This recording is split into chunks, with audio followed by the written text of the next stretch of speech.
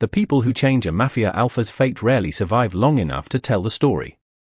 The annual Founders Festival transformed the streets of Ashcroft into a glittering maze of lights, music, and expensive displays celebrating the city's oldest alpha dynasties, yet Elias Whitmore barely noticed any of it as he balanced a worn leather satchel against his shoulder and hurried through the crowd. At 24, he had learned that admiration for wealth solved nothing when rent was overdue and the restoration workshop where he repaired centuries-old books could barely keep its doors open. Every paycheck disappeared into groceries, heating bills, and medicine for the elderly woman who had raised him after his parents vanished during a territorial conflict years ago. Festivals were for people with time and comfort. Elias only wanted to deliver a fragile collection of legal archives to the historical registry before closing time. The scent of roasted almonds drifted through the air, mixing with polished leather, expensive perfume, and the unmistakable dominance carried by dozens of influential alphas attending the celebration. Most Omegas instinctively avoided gatherings like this unless invited, but Elias had never relied on instinct alone. Ever since childhood, his unusually sensitive sense of smell had allowed him to distinguish subtle differences in pheromones that others ignored. It had become useful in restoring ancient documents because old contracts often carried faint scent signatures that verified authenticity under Omegaverse inheritance law. It also meant crowded places exhausted him. As he crossed the central plaza, his attention drifted toward the ceremonial platform where Adrian Blackridge stood beside his young son. The Mafia alpha rarely appeared in public, yet his reputation filled every corner of the city. Some described him as ruthless, others called him disciplined, but nearly everyone agreed that no one challenged the Blackridge syndicate without consequences. Adrian wore a perfectly tailored black suit that contrasted sharply with the silver crest of his family pinned over his heart. Beside him stood Noah, only 8 years old, dressed far too formally for a child who kept glancing toward the carousel instead of the politicians giving speeches. For a brief moment, Elias smiled. Noah looked more interested in cotton candy than legacy. Then something unexpected reached Elias before anyone else noticed. Hidden beneath layers of expensive fragrances floated a sharp chemical scent designed to suppress natural alpha pheromones. It was faint, almost impossible to detect, but unmistakably artificial. Elias stopped walking. His heartbeat quickened. That masking compound had been outlawed years earlier because assassins once used it to bypass pheromone security inspections during succession ceremonies. He slowly turned his head, searching the sea of faces instead of the stage. A man wearing the uniform of an event technician adjusted equipment near the platform, but his breathing was wrong. His shoulders were too steady, too prepared. More importantly, he carried no natural emotional scent at all.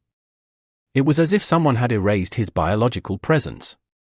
Elias felt cold despite the summer afternoon. Every lesson his guardian had ever taught him echoed inside his mind.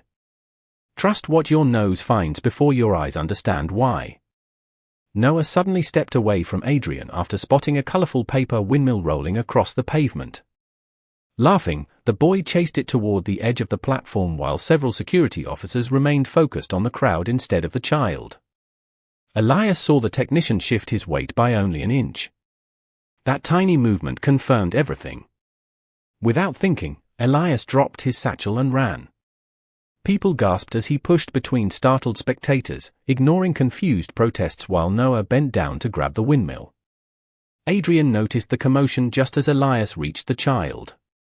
Time seemed to slow. Elias wrapped both arms around Noah and pulled him sideways with all the strength he had. A loud metallic impact echoed nearby as decorative stone shattered where the boy had been standing only a heartbeat earlier. Panic swept across the plaza. Security teams rushed forward, guests scattered, and music stopped so suddenly that the silence felt heavier than the noise had been. Noah clung tightly to Elias, trembling but unharmed. Adrian covered the distance between them in seconds, his calm expression replaced by unmistakable concern as he knelt beside his son. His sharp grey eyes moved from Noah to Elias, studying the stranger who had appeared from nowhere at exactly the right moment. "Are you hurt?" Adrian asked, his voice low but steady. Elias barely heard the question. He kept staring toward the place where the disguised technician had stood. The man was already disappearing into the frightened crowd, leaving only the fading trace of synthetic scent behind. He planned this, Elias whispered. He hid his pheromones. Adrian's expression changed almost imperceptibly. Most people would never have believed such a claim. Yet Elias saw something dangerous awaken behind the Mafia Alpha's controlled gaze. Adrian looked back toward the escaping crowd before returning his attention to the Omega still shielding Noah with his own body. No one leaves, Adrian ordered his security detail. Then, after a brief silence filled with unspoken questions, he looked directly into Elias's eyes and said the words that would change both of their lives forever. Neither do you. The Blackridge estate stood behind towering iron gates that separated its world from the rest of Ashcroft. Elias had passed the property countless times while delivering restored manuscripts, but he had never imagined stepping inside. Marble halls stretched beneath crystal chandeliers, and every servant moved with disciplined precision. The atmosphere was quiet, almost unnaturally so, as though everyone understood that every word spoken inside these walls carried weight. A physician finished examining the scrape across Elias's shoulder and offered a reassuring smile. You were fortunate. Nothing is broken. You should rest for the evening. Elias nodded politely, but his attention remained fixed on the large windows overlooking the courtyard where security teams were already reorganizing patrols. The failed attack had changed everything. Adrian Blackridge entered the room without unnecessary ceremony. His presence alone seemed to quiet the air. Noah followed close behind, still clutching the colorful paper windmill that had somehow survived the chaos. The boy looked at Elias with hesitant gratitude before walking over and holding out the toy. You dropped this when you saved me, Noah said softly. Elias smiled for the first time since arriving. I think it belongs to you. Noah shook his head. Then we can both keep it. Adrian watched the exchange silently before dismissing everyone except his most trusted advisor. Once the room emptied, his grey eyes settled on Elias again. You recognized something my security division missed. Elias hesitated. He had spent years hiding the unusual sensitivity of his nose because people either dismissed it or tried to exploit it. The attacker was using a synthetic masking compound. It erased most of his natural pheromone signature, but not completely. There was still a trace beneath it. Adrian folded his arms. Only specialists from the council know how to identify those compounds. I restore legal archives, Elias answered. Old inheritance records often preserve scent seals. I learned to recognize details most people overlook. Adrian remained silent long enough that Elias wondered if he had said too much. Before another question could be asked, the heavy doors opened. A tall alpha wearing a silver council pin stepped inside without waiting for permission. Magnus Blackridge. His polite smile never reached his eyes. So this is the Omega everyone is talking about. Elias immediately sensed something unsettling. Magnus carried refined cedar pheromones, but beneath them lingered a faint bitterness that reminded Elias of old paper left too long in damp storage. It was not fear. It was calculation. Magnus approached with measured confidence. Quite remarkable that a poor Omega happened to stand exactly where an assassin struck. Extraordinary timing often deserves extraordinary investigation. Adrian's expression hardened. He saved Noah. Perhaps, Magnus replied smoothly. Or perhaps someone wished to become indispensable. The accusation settled heavily inside the room. Elias opened his mouth to defend himself, but Adrian spoke first. Enough. His voice remained calm, yet every servant outside immediately stopped moving. Until proven otherwise, Elias is under my protection. Magnus offered an almost amused smile before bowing slightly. As you wish. I merely hope gratitude does not cloud judgment. After he departed, silence returned. Elias released a breath he had not realized he had been holding. He does not trust me. Adrian looked toward the closed doors. Magnus trusts very few people. Before Elias could respond, Noah quietly tugged at his sleeve. Will you stay until tomorrow? Elias blinked in surprise. Your father has many people who can look after you. Noah lowered his eyes. They all watched. You moved. The simple words carried more weight than any speech. Adrian noticed them as well. For the first time, the cold distance in his expression softened almost imperceptibly. You intended to leave after your treatment, Adrian said. Elias nodded. My workshop will expect me tomorrow morning. Adrian walked toward the window overlooking the estate grounds where additional guards continued securing every entrance. Someone planned today's attack carefully. If they discover the Omega who identified their methods has returned to an ordinary apartment with no protection, they may decide unfinished business deserves another attempt. Elias felt a chill despite the warmth of the room. He had only wanted to deliver old documents before returning to his quiet life. Now that life seemed impossibly far away. Adrian turned back toward him, his decision already made. You will remain here as my protected guest until I know exactly who orchestrated today's events. Noah smiled with visible relief, while somewhere beyond the mansion walls, the person who had vanished into the festival crowd was already ensuring that the next move in the hidden war had begun. Morning sunlight poured through the tall windows of the Blackridge estate, but Elias found little comfort in its warmth. The mansion operated with remarkable efficiency, yet beneath its polished elegance he sensed constant vigilance. Guards rotated in carefully timed shifts, servants spoke in measured voices, and every corridor seemed designed to protect the family that lived within it.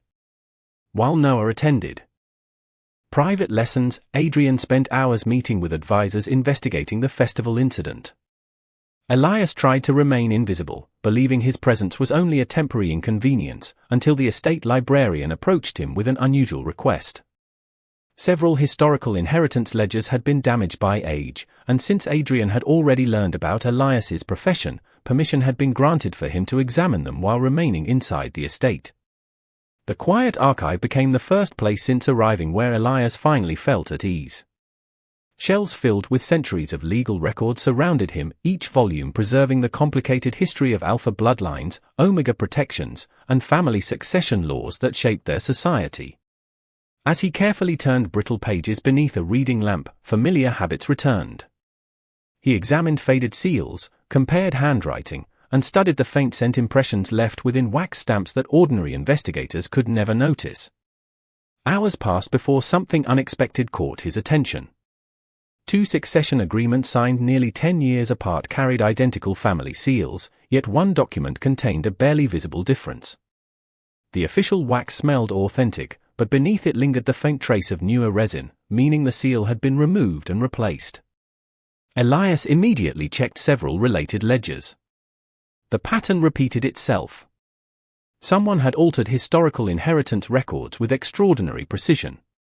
The changes were subtle enough to survive normal inspection, but not invisible to someone trained to restore original documents. Before he could continue, Adrian entered the archive carrying a folder of investigation reports. He paused when he noticed dozens of open books covering the long wooden table. You have been working since sunrise, Adrian observed. Elias nodded without looking up. Because something is wrong. Adrian stepped closer. Elias carefully slid one document beside another. These records should confirm the order of succession inside your family. He pointed toward the replacement seal. This one was altered years after it was originally signed. Adrian narrowed his eyes. Are you certain? Completely. The wax is genuine, but whoever replaced it used a modern binding resin that leaves a different scent over time. Most people would never notice. Adrian examined the pages in silence. What does the alteration accomplish? Elias gathered 3 additional ledgers before arranging them side by side. It changes legal interpretation without changing obvious names. If enough supporting documents disappear, someone could eventually argue that Noah's inheritance rights are weaker than they truly are. Adrian remained motionless, but Elias noticed the subtle tightening of his jaw. This was no longer simply an attack against his son. It was a carefully planned effort to reshape the legal foundation supporting the Blackridge family itself. Only someone with access to the family archive could have done this, Adrian said quietly. Elias hesitated before answering. And someone who understands how alpha inheritance law depends on authenticated scent seals. Their conversation was interrupted when Magnus entered without warning. His expression remained pleasantly composed, yet his eyes immediately settled on the scattered documents. I see our guest has become quite comfortable searching private family records. Elias instinctively closed the nearest ledger. Magnus smiled politely. Interesting choice. Those particular volumes concern succession matters that very few outsiders are permitted to review. Adrian answered before Elias could apologize. I authorized his work. Magnus looked almost disappointed. Did you? Then perhaps you should also know that rumors are spreading through the council. Several influential alphas believe this Omega arrived too conveniently. Some even wonder whether his discoveries are genuine or carefully planted. Elias expected Adrian to hesitate. Instead, the Mafia alpha calmly picked up the altered document and held it toward Magnus.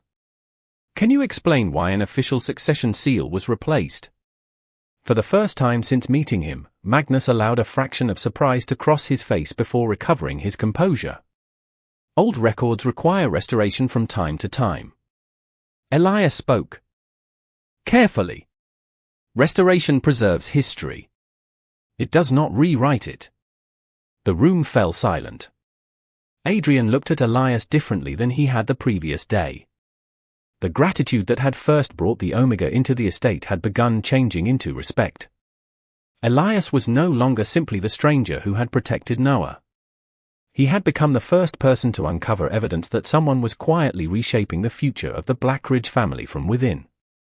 2 days after the altered records were discovered, an official summons arrived from the Alpha Council.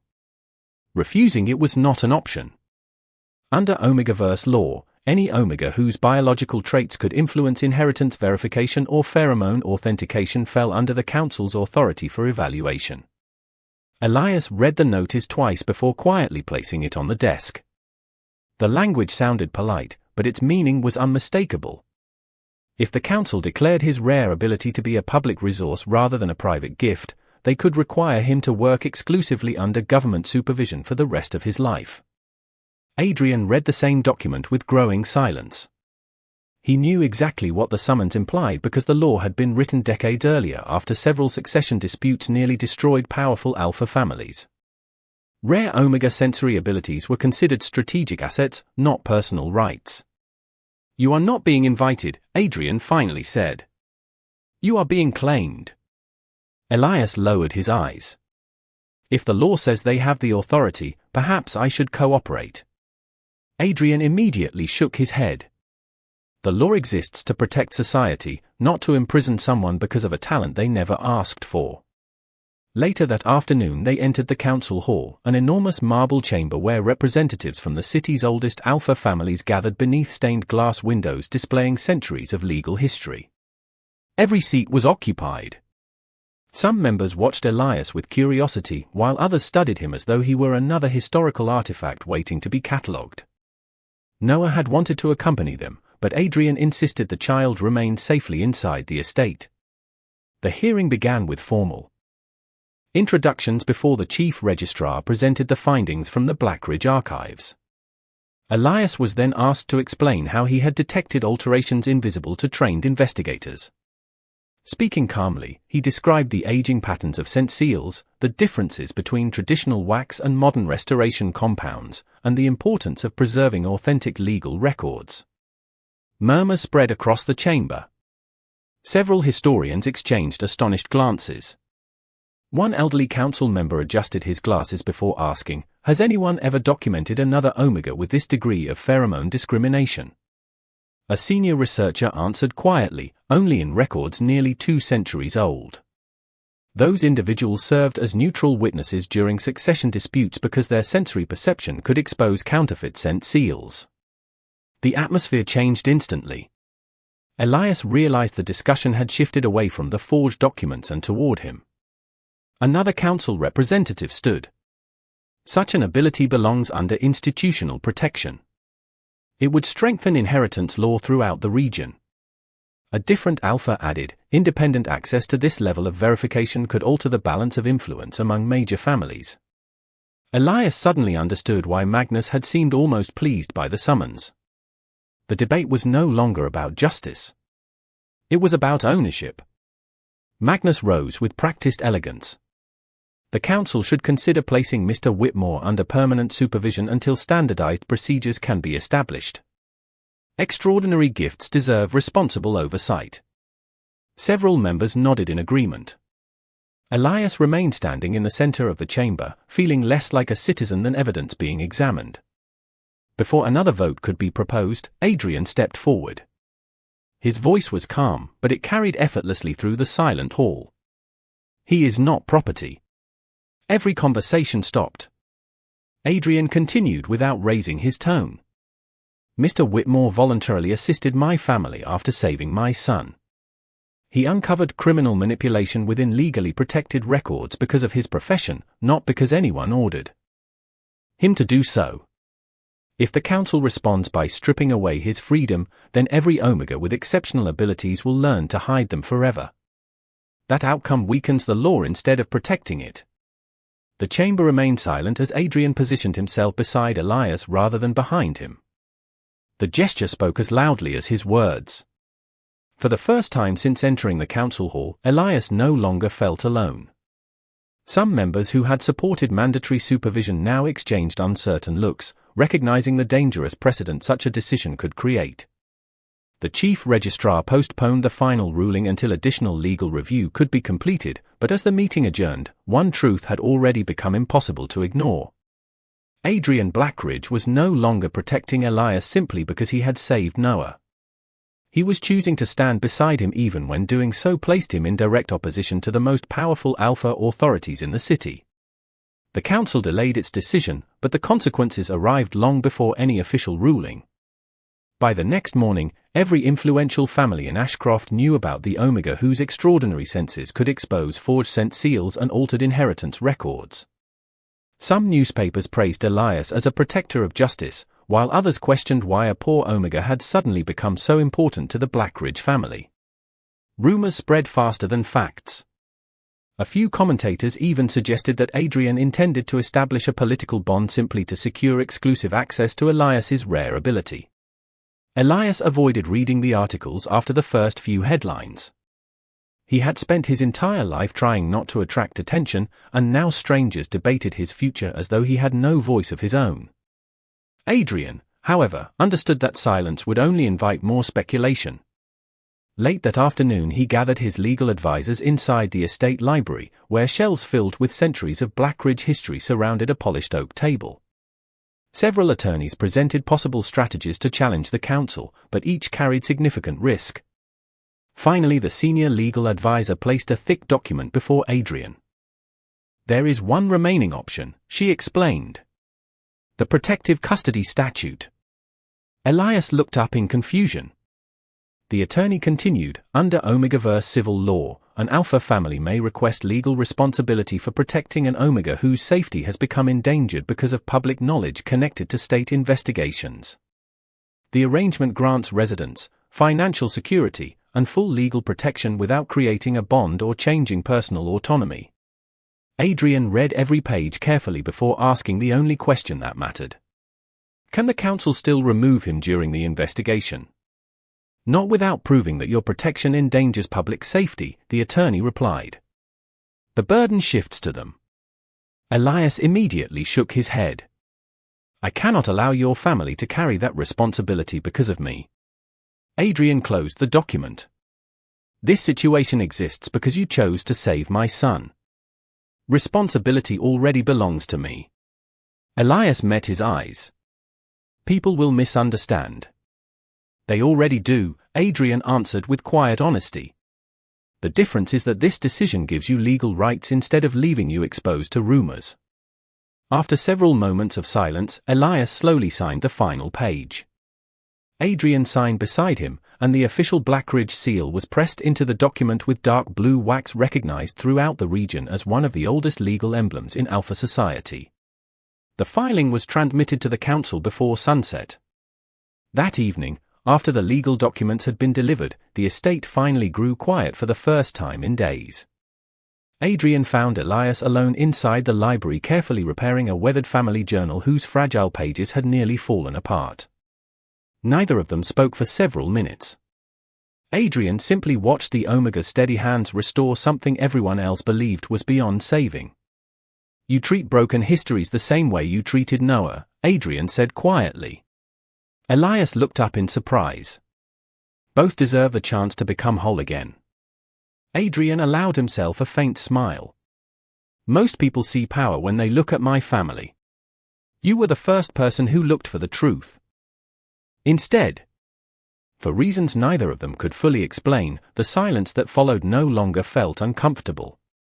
It felt peaceful.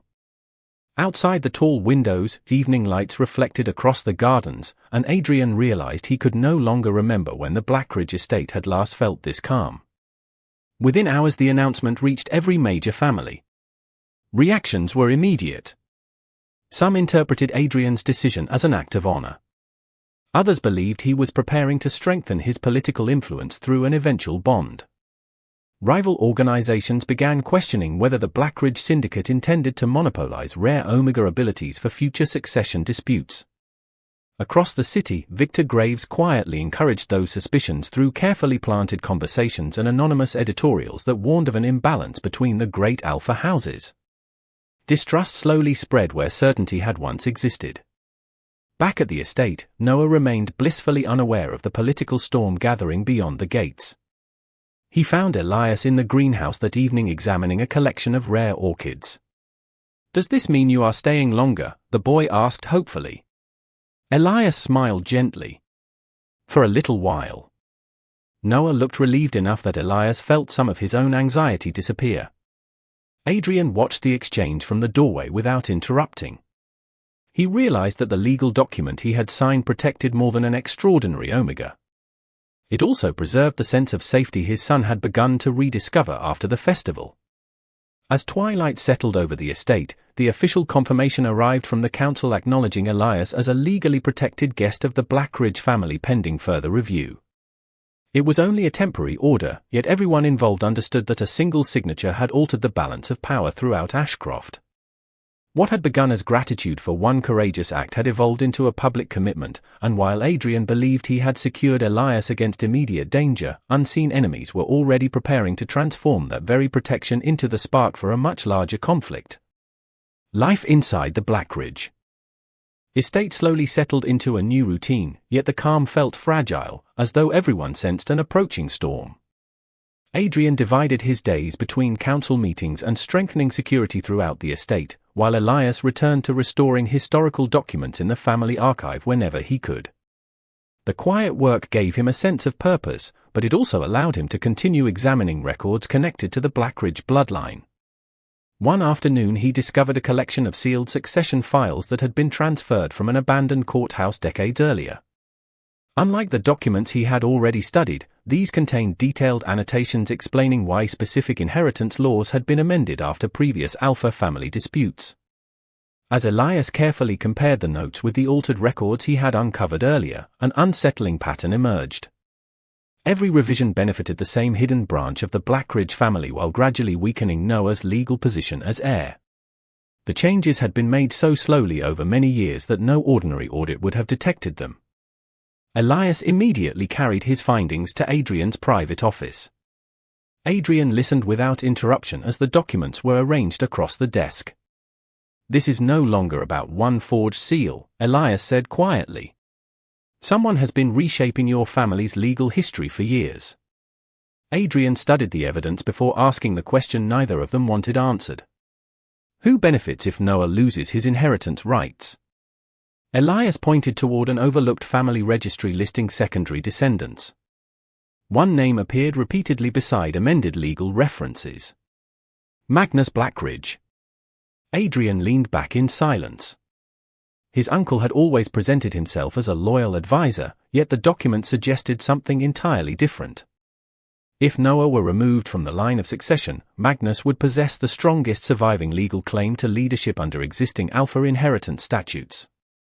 The attempted attack at the festival suddenly became part of a much larger design. It had never been random. It had targeted the child standing between Magnus and ultimate authority. Before either man could speak again, Noah knocked softly before entering the office carrying a model airplane he had been assembling. He noticed the serious expressions immediately. "Did I interrupt?" Adrian forced a reassuring smile. "Not at all." Noah walked over to Elias instead of his father. "Can you help me finish this later?" Elias accepted the small model with a gentle nod. "I would like that." Noah smiled before leaving just as quietly as he had arrived. After the door closed, Adrian looked toward the hallway for several long seconds. "He trusts you completely." Elias lowered his eyes. "He deserves people he can trust." Adrian answered with unexpected sincerity. "So do you." Their conversation was interrupted by an urgent message from the estate security chief. Intelligence sources had uncovered confidential communications linking Victor Graves to several anonymous political campaigns spreading fear about Noah's legitimacy as heir. None of the reports contained direct evidence of criminal conspiracy, but together they painted a disturbing picture.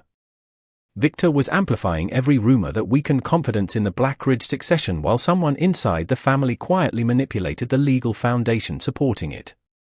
Adrian finally saw the full strategy. One enemy attacked from outside. Another quietly dismantled the family from within. That evening, after dinner, Noah found Elias reading beneath a window overlooking the gardens. Without saying anything, the boy climbed onto the nearby chair and leaned comfortably against him while finishing his homework. After several peaceful minutes, Noah spoke so softly that Elias almost missed the words. "When everything feels scary, I feel safe when you are here." Elias smiled warmly. "You are very brave, Noah." The child shook his head. "Not brave. Just less afraid." Then, after another thoughtful pause, he added, "You feel like family." The simple sentence filled the quiet room with unexpected emotion. Standing unnoticed in the hallway, Adrian heard every word. For the first time since his wife had passed away years earlier, he realized the empty spaces inside the estate no longer felt quite so empty. Yet even as hope quietly began taking root within their unusual household, both Adrian and Elias understood that the truth they had uncovered had transformed Noah from the heir to a powerful alpha family into the central obstacle standing in the path of an ambitious conspiracy that had been patiently unfolding for years. The evidence gathered inside the Blackridge archives was no longer enough to expose the conspiracy. Every altered record suggested deliberate planning, but Adrian understood that suspicion alone would never persuade the Alpha Council. They needed undeniable proof, and the only way to obtain it was to force the people behind the scheme into making a mistake. Late one evening, Adrian, Elias, and his most trusted legal advisor met inside the estate library. Maps, financial reports, and inheritance records covered the large table. After hours of discussion, Elias quietly proposed the one idea everyone else had avoided. "If they believe I am still only reacting to what they have already done, they will remain careful. But if they think I have discovered something much more valuable, they may try to stop me before I can reveal it." Adrian immediately understood what Elias was suggesting. "You want them to come after you?" Elias nodded.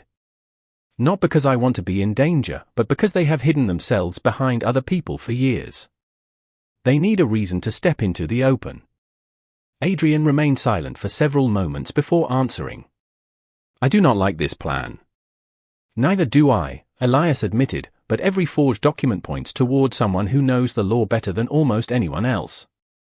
They will only reveal themselves if they believe they are about to lose everything." Reluctantly, Adrian approved a carefully controlled operation. Word quietly spread through trusted legal channels that Elias had discovered one final succession ledger hidden inside the old courthouse archives, a document supposedly capable of proving who had manipulated the Blackridge inheritance records over the past decade. The announcement was deliberately vague, but it was enough. Within 24 hours, unusual requests for access to restricted archives increased dramatically. Anonymous inquiries reached the council, and several intermediaries attempted to learn exactly where Elias intended to present his findings. Everything unfolded exactly as expected. The council responded by scheduling a formal legal hearing where Elias would testify regarding the forged records. Representatives from every major Alpha family attended because the outcome could influence inheritance law throughout the region. The chamber was filled with anticipation long before the proceedings began. Elias stood before the assembly with remarkable composure despite knowing that powerful people hoped either to discredit him or silence his testimony. Adrian remained only a few steps away, offering silent support without interfering. Magnus sat among the senior representatives, appearing perfectly calm, while Victor Graves observed from the visitors' gallery with an expression that revealed nothing. The chief registrar invited Elias to explain how he had authenticated the altered records. Elias described the restoration process, the aging of scent seals, and the chemical differences left behind when modern materials replaced historical compounds. Then he paused before lifting a sealed evidence case onto the presentation table. "Counterfeit documents are only part of the problem," he said. "Counterfeit scent authentication is equally dangerous." Several council members leaned forward with visible interest. Elias opened the case and removed two official legal seals that appeared identical. One is genuine. The other was manufactured using synthetic pheromone compounds designed to imitate an authorized alpha signature. The chamber fell silent. Elias slowly examined each seal before placing one aside. "This one is false." Laboratory specialists immediately inspected both items. After several tense minutes they confirmed that Elias had been correct. The counterfeit carried artificial pheromone residue almost impossible to detect through ordinary testing. Whispered conversations spread rapidly across the chamber. Suddenly years of questionable legal decisions became suspect. Adrian watched the reactions carefully before turning toward Magnus. For the first time, his uncle's confidence had begun to crack beneath the growing pressure. The hearing had exposed far more than forged paperwork. It had revealed that someone possessed the resources and knowledge to manufacture false legal evidence capable of changing Alpha succession itself. As the council struggled to absorb the implications, Adrian realized something even more important. Elias had not merely strengthened their case. He had demonstrated extraordinary courage by placing himself at the center of the investigation despite knowing that every revelation increased the risks surrounding him. Watching the calm determination with which Elias defended both truth and justice, Adrian finally understood that what bound him to the quiet Omega had grown far beyond gratitude, obligation, or responsibility. Somewhere along the way, respect had quietly become something much deeper, and for the first time in years, the future he wanted to protect was no longer limited to his son alone. The council hearing ended without a final verdict, but its consequences spread across Ashcroft before sunset. Independent investigators began reviewing decades of disputed inheritance cases, several influential Alpha families suspended internal succession proceedings, and public confidence in the legal authentication system reached its lowest point in generations.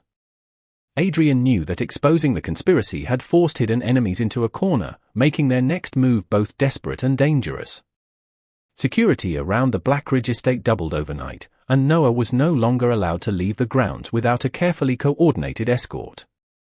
Before dawn, confidential reports began arriving from every district under Blackridge influence.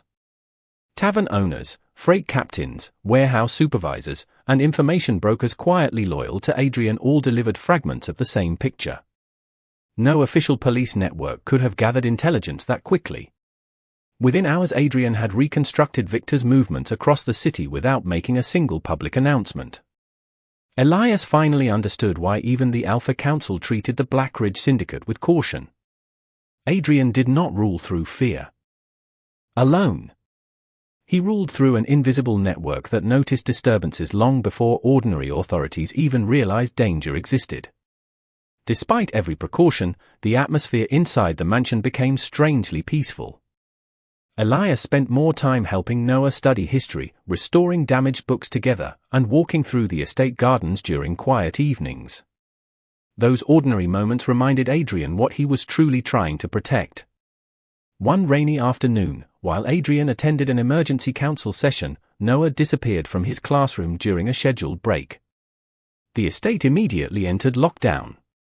Every entrance was sealed, every security team mobilized, yet no one could explain how the child had vanished without triggering the estate's alarm system. Adrian received the call before the council meeting had even concluded. He left the chamber immediately, ignoring every protest from the assembled representatives. When he arrived at the estate, Elias was already standing beside the security command center studying surveillance maps. "There is one route that was never intended for intruders," Elias said quietly.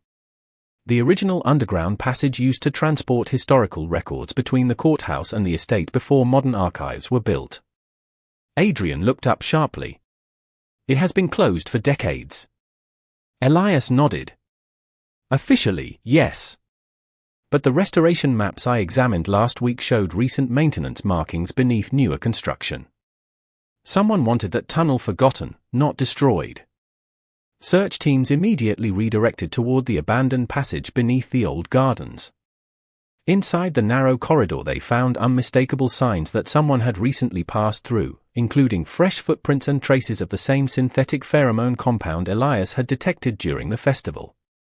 The tunnel eventually opened near an unfinished railway bridge on the outskirts of the city, where Noah stood frightened but unharmed beside Victor Graves. The rival Alpha leader smiled with unsettling confidence. "I expected Adrian Blackridge," Victor said. "I did not expect the remarkable Omega to solve the puzzle so quickly." Adrian stepped forward instinctively, but Elias gently stopped him with one hand. "He wants you to act emotionally," Elias whispered. "He still believes everything depends on Alpha strength." Elias carefully looked around the bridge instead of focusing only on Victor. The familiar artificial scent lingered in the damp air, but beneath it he recognized another fragrance hidden with extraordinary care. Cedar mixed with old resin. Magnus. The realization changed everything. "He is not alone," Elias said calmly. "This was never only Victor's operation." Before anyone could respond, Magnus emerged from the opposite side of the bridge wearing the same composed expression he had maintained throughout the investigation. "You always notice more than expected," he admitted. "That gift has become inconvenient." Adrian finally understood what the conspiracy had always required. Victor created chaos beyond the family while Magnus quietly reshaped inheritance law from within. Neither could have succeeded without the other. Yet instead of responding with anger, Adrian remained remarkably composed. "The council already has the evidence it needs," he said. "Every step you have taken since the hearing has only confirmed Elias's testimony." Magnus's confidence faltered for the first time. He had believed the hearing marked the end of the investigation, never realizing it had become the beginning of a carefully documented legal case. Estate investigators and council observers quietly emerged from both ends of the bridge after following the same trail Elias had uncovered. Faced with independent witnesses and the exposure of their coordinated actions, Victor and Magnus could no longer hide behind carefully crafted rumors or altered documents. Noah immediately ran toward Adrian, but before the boy reached him he stopped and turned back toward Elias instead. Without hesitation he reached for both of their hands at the same time. Standing together beneath the rain on the old bridge, Adrian looked at the Omega who had entered his life as a stranger and realized there was one promise he would never allow himself to break again. Elias would never have to face the darkness alone, because from that moment forward, whatever future awaited the Blackridge family, they would walk into it side by side. In the weeks following the confrontation at the old railway bridge, the Alpha Council completed the most comprehensive legal investigation in its history. Independent experts verified every altered succession record Elias had uncovered, confirmed the counterfeit scent authentication methods that had compromised protected documents, and concluded that the conspiracy had extended through multiple institutions over several years. Under Omegaverse law, manipulating hereditary records and falsifying pheromone authentication carried severe civil consequences because such crimes threatened the legal foundation upon which Alpha and Omega families relied. Magnus Blackridge lost every claim connected to the Blackridge succession, while Victor Graves and his associates were permanently barred from participating in council affairs or influencing inheritance proceedings. Their carefully constructed alliance collapsed not because of overwhelming force, but because the truth had been preserved in records they believed no one would ever understand. For Noah, the ruling meant far more than legal victory. It restored the security every child deserved, allowing him to grow without constantly questioning whether his future could be stolen by hidden ambition.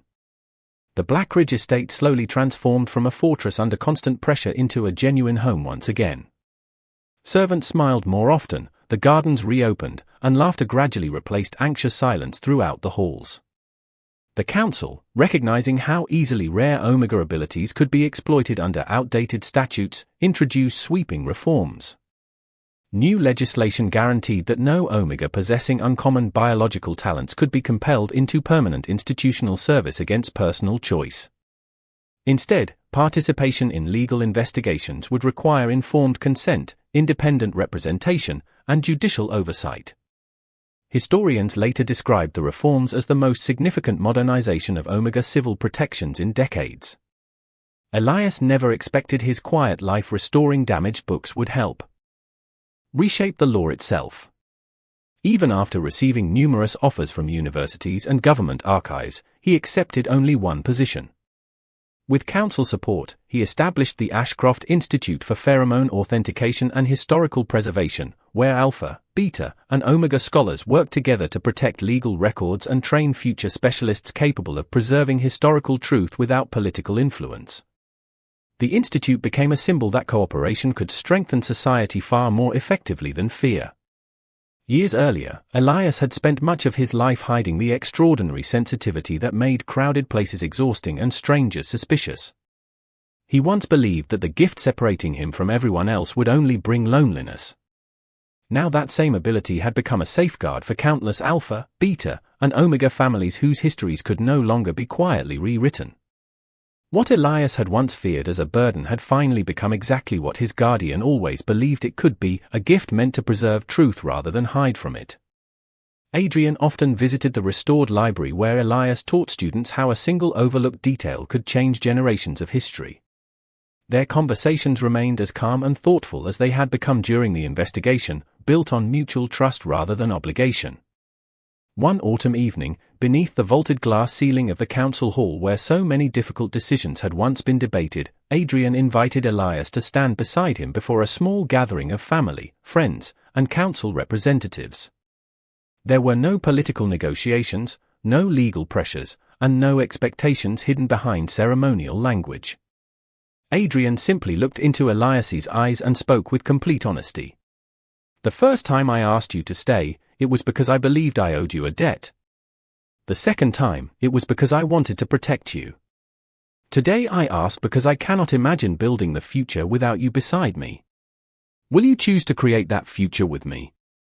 Elias smiled, remembering the frightened stranger who had once carried old books through a crowded festival, never imagining how a single decision would alter countless lives. "Yes," he answered softly. "Because this time, the choice belongs to both of us." Their voluntary bond ceremony took place according to council tradition, celebrating equality, commitment, and mutual respect rather than obligation. Noah stood proudly between them as the first person invited to witness the formal declaration, holding one hand of Adrian and the other of Elias while sunlight streamed through the stained glass above.